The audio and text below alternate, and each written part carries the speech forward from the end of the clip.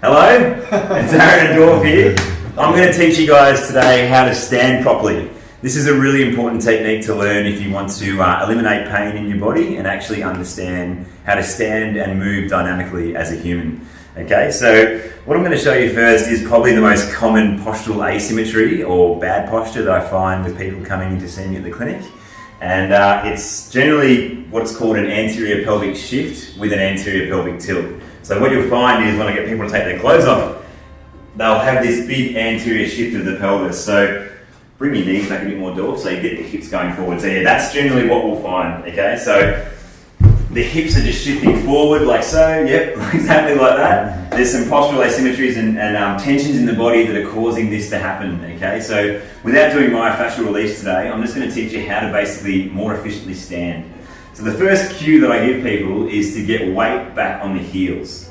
So for Dorf, I'm just going to tell him, get all your weight back on your heels, which for most of you out there is probably going to be hard enough in itself, okay? Yeah. So what we're trying to find, what we're trying to get is more efficient joint stacking of the joints. So what we're trying to find is a straight, direct line between the ankle, the knee, the hip. Just hold your hands out here for me, that's it. The hip, the thoracic spine, the shoulder, and the ear. So if I put this stick here, where Dorf's ankle is, we can see one big dysfunction that he's got already is just the knees are in too much flexion. Hey. So Dorf, can you get your weight on your heels more for me? That's it, bit more. Like that. Bit more there. That's perfect. Very difficult. Just hold there for me. Now what I want you to do, which is the next cue, is draw your navel in as hard as you can. Perfect. So, what have we found there? Much better. So ankle, knee, hip are in a much better position. Navel's drawn in. Perfect. Now what you can do for me now, man, is just a slight posterior tilt with your pelvis. So you're just tucking the tailbone under to get a little bit of glute contraction, okay? So already we've got much better ankle, knee, hip, and there's a lot of decompression happening in that spine as well. So there's not as much of a lordotic curve. So navel is in there, man.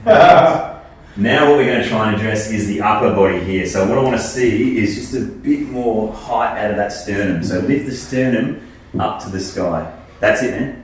Just hold that there. And what that's going to do is help get rid of that hyperkyphotic curve in the mid-thoracic here. Wow. Really, really good, man. That's absolutely fantastic. So take a big deep breath in for me. Hold there. Now slowly breathe out whilst drawing the navel in even more. Nice, man. And again, big deep breath up. Good, man. Slowly breathe out. Navel in a bit harder. Good, man. That's it. One more to go. Come on. Breathe up. Chest up. Chin down, mate. Chin down. That's it. Chest up a bit higher. Now slowly breathe out and draw your stomach in. Really good. Can you just turn around and face the wall, man, now?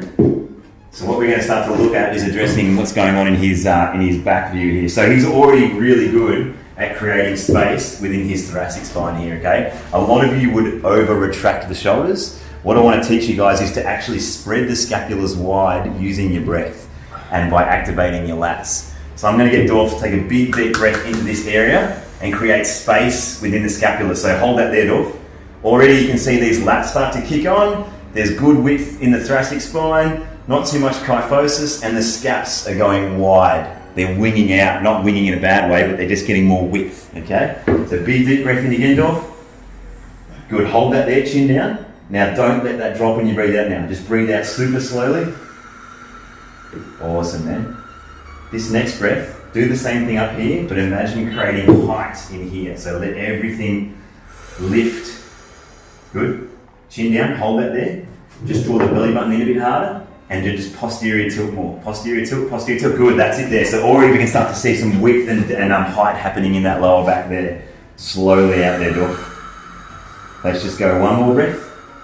Good. Big deep breath, man. Get some width, get some height. Good. Chin down more. Stomach in. Posterior tilt and just hold that there. 10, 9, 8, 7, 6, 5, 4, 3, 2, slow as you can now. Slower. Good, keep breathing out but slow. Draw the stomach in and have a rest. Perfect. Take a breather. Fucking hell. Okay, so it's really hard. It's like, you're not adding any weight to this exercise, but when done correctly, it's really tough and really taxing.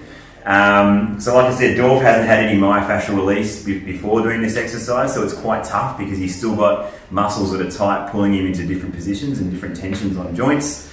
But if you can just start doing this exercise every day, focusing on the side view, ankle, knee, hip, thoracic spine, shoulder and ear directly in alignment, navel retraction is on, sternum is up, and then from the posterior view, just try and work on getting those scaps wide, good width in the thoracic spine, and making sure there's good a good decompressive height happening in the lower back too. Okay, so yeah, hope that works for you guys. Hope it was a good tip. Let me know how you go, and yeah, good luck. See ya.